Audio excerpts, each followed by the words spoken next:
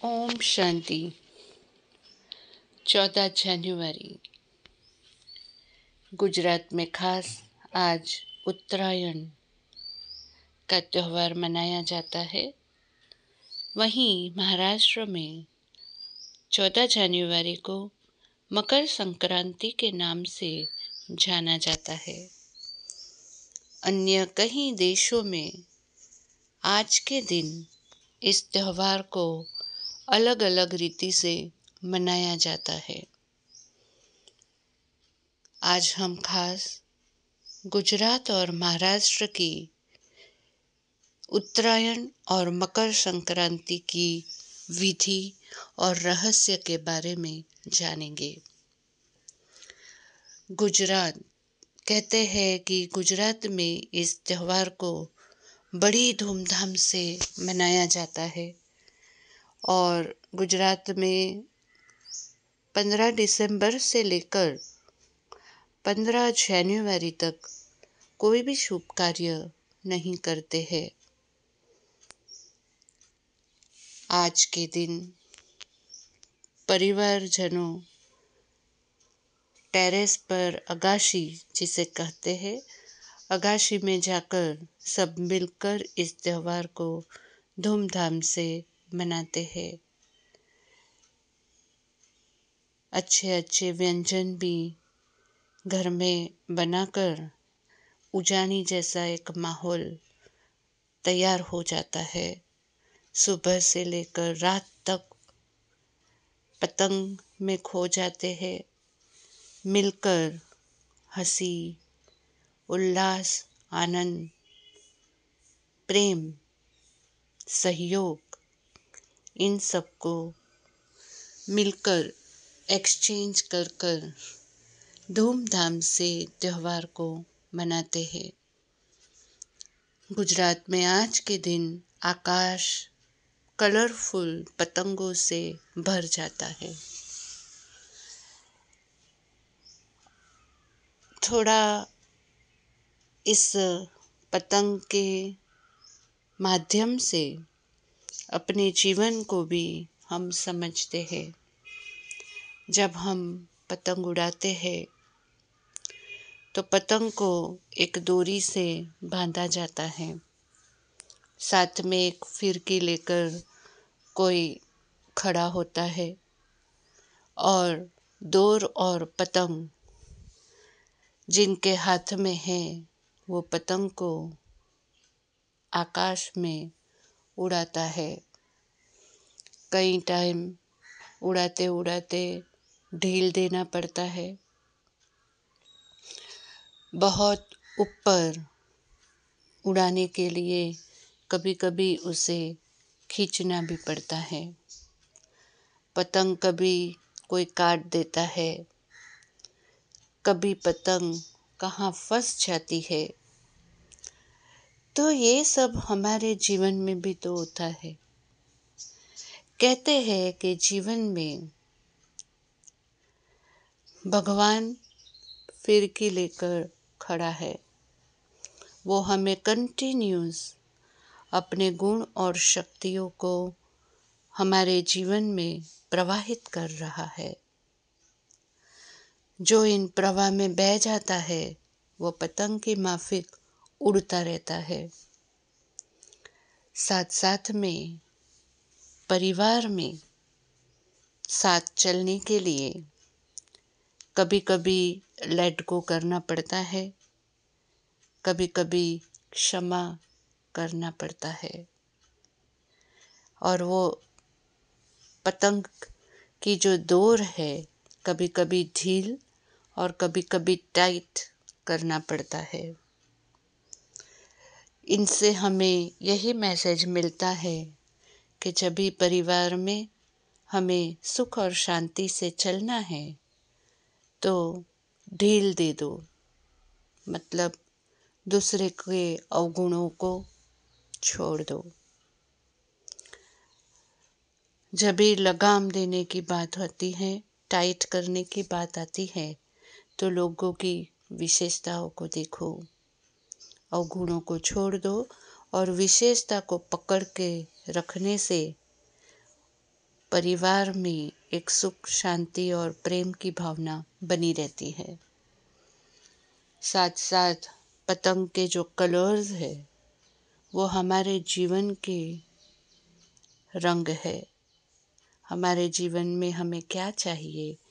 प्रेम चाहिए, शांति चाहिए, शक्ति चाहिए, पवित्रता चाहिए, ज्ञान भी चाहिए, आनंद चाहिए, सहयोग चाहिए, सहनशीलता चाहिए, परखने की शक्ति चाहिए, निर्णय की शक्ति चाहिए। तो ये सब एक मैसेज उत्तरायण का त्यौहार देता है।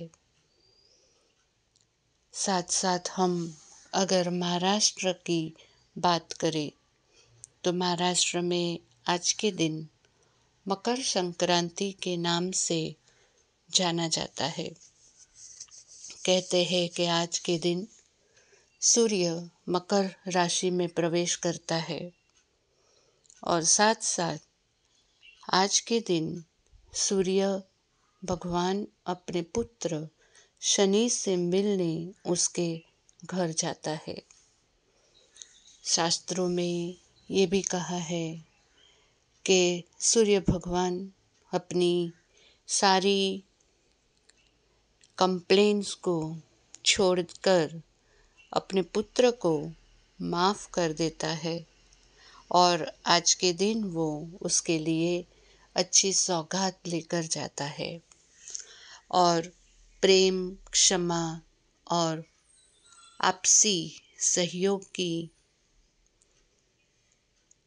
मैसेज इस सूर्य और शनि का जो मिलन है वो देता है।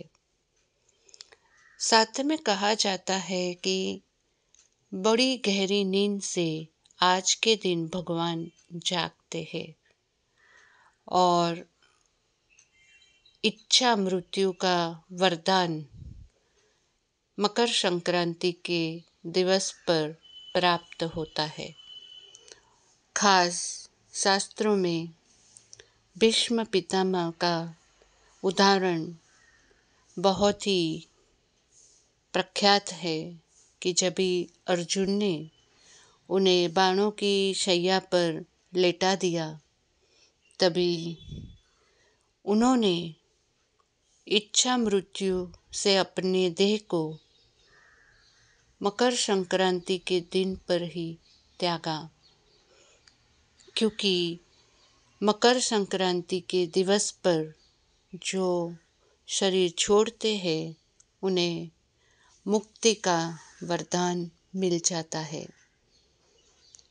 साथ साथ महाराष्ट्र में आज के दिन हल्दी कुंकू की प्रथा बहुत ही प्रख्यात है, जहाँ पर सुहागन महिलाएं आपस में मिलती है, एक दूसरे को हल्दी कुंकू लगाती है, साथ में तिल गुड़ खिलाती है और कोई ना कोई सौगात देती है और छोटी सी आपसी मुलाकात में खुशियों को बांटते हैं।